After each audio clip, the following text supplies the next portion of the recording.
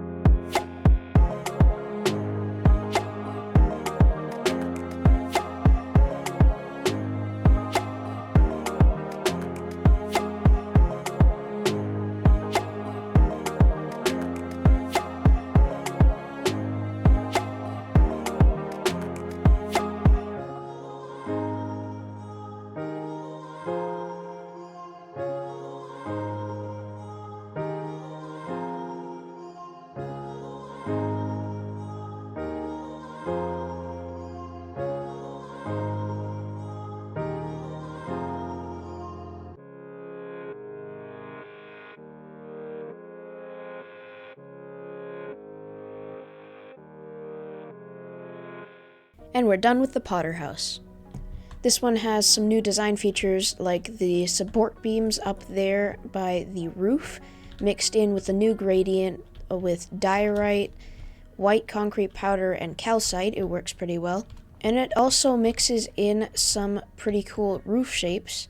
This middle roof shape is like the one I had on the main roof at the inn. This one is just a slanted roof, and the last one is a normal roof. As you go in, you are greeted with the stairs off to your right, and some nice decorations off to your left, leading into this carpeted area. Then off to your left is the kitchen area, and you'll notice that throughout this house there are a lot of support beams. It just adds a lot more atmosphere into the house and makes it feel more cozy. In this room, it's the bathroom, And under the stairs, there's a staircase leading down to the pottery area. This dripstone is representing molding clay, so you could sit here and mold it. These are some drying racks. I used an item frame as like some kind of clay platter instead of just using all flower pots. And then back here is the kiln area. Finally, going up, you are greeted with a bright cyan carpet, a storage room, and 2 bedrooms. After that clip, I went straight into building a main road going right through my village. As you can see here, I mapped out the basic shape first, and then went in with a cobblestone and tuff texture. After that, I went in with some detail blocks, like slabs, mossy cobblestone, and stairs for little cracks in the road. After that, I added a side road going a little ways past the Potter house. After adding lanterns and mossy carpet with torches underneath to melt the snow, that part of the road was finished. Taking a break from path building, I decided to make some bathrooms for the baker house and the leatherworker house. And then lastly, I made the second part of the road stretching all the way to the other part of the village.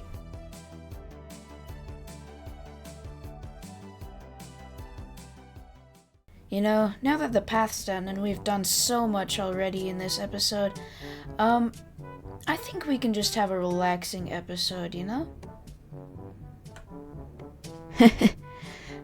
No. Because I forced myself to not have a relaxing episode, I went straight into building with the goal of transforming the Fletcher, Mason, and Alchemist house. After deconstructing the Fletcher and Mason house, I built up the first designs. Keep in mind, these were made without Lightmatica, so I will have to go back and change a few things. Maybe make the build bigger because these builds are kind of small. But anyways, enjoy the rest of the time lapse.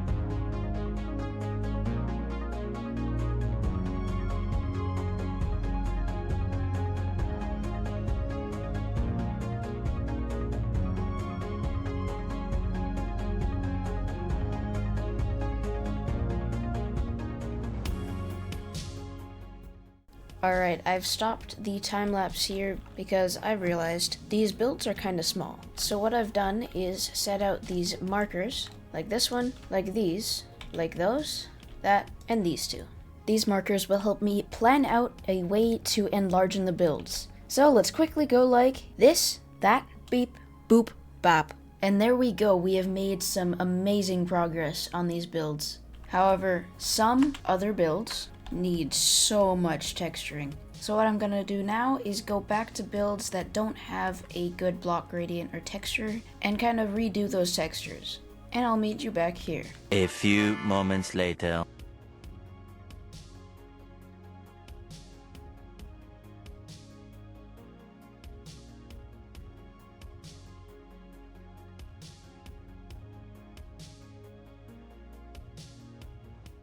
And I'm done with retexturing those bland walls. So now I have two choices on what I want to do. I could either put in some interiors into these new houses, I could either build interiors or build another house. And this is obviously such a hard decision. I mean, interiors or another build. Like, what will I pick? The new build. Yeah, guys, you probably shouldn't procrastinate. I mean, it's like not good and all. Yeah. But anyway, look at the house I'm making. It's the gardener house. It looks pretty good. So enjoy the time lapse.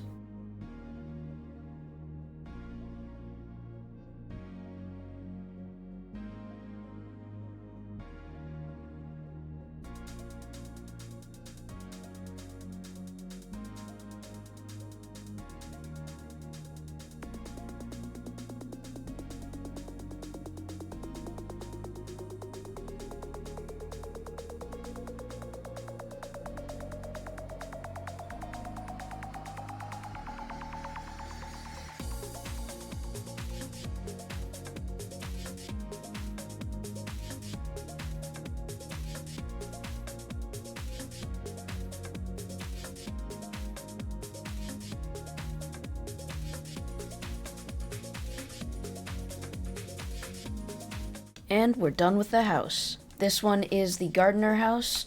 Great time for it to snow while I'm doing a tour, thank you. Evident by the greenhouse right there. And then going inside, pretty nice interior. New table design, I'm not sure I like it, but you know, it works. Basic kitchen, and then this is the inside of the greenhouse. There's a lot of plants. Right here is the bathroom, and up here is a little bit of storage, a nice carpet, one bedroom, and then a second bedroom. It's a pretty nice house. But guess what? Guess what? I didn't procrastinate for too long because I finished the interiors for all of those 3 houses that we rebuilt earlier in the episode. Oh yeah, I actually did interiors. Woo! Alright, let's see them. First one is the Fletcher's house. You go in, there's a kitchen right here. Let me just get rid of that slowly. That's not supposed to be there, we'll just ignore that. Here's the workshop, the kind of living room area, and the stairs that go up to this bedroom right here. This one is the Mason house. You go in, here's the kitchen, here is the bathroom, and this is the workshop. Going up the stairs, close left, there is a little bit of storage, and right here is a bedroom. Last house tour is the alchemist house, which, when you go in, there's a big rug. It's kind of open, you know, give me some suggestions of what I can do around the place, because this just feels a bit too open and not cozy. But here is the kitchen. Right here is some food storage, you know, the campfire trick. And this is the bathroom. And around the corner, there isn't under the stairs storage, but this time, it's a basement that goes to the alchemist lab. There's all these wacky plants around that the alchemist can experiment on, and he's got 2 brewing stands. It's pretty nice. Going up the stairs, there is storage at the end of the hall, and a bedroom right here. And that, I think, is going to be the end of this episode, because we have made so much progress in this episode with building new things and remodeling old things. And it's been a while since I've uploaded a video. Don't tell anyone. But anyway, I hope you've enjoyed this episode, and I'll see you in the next one. Bye!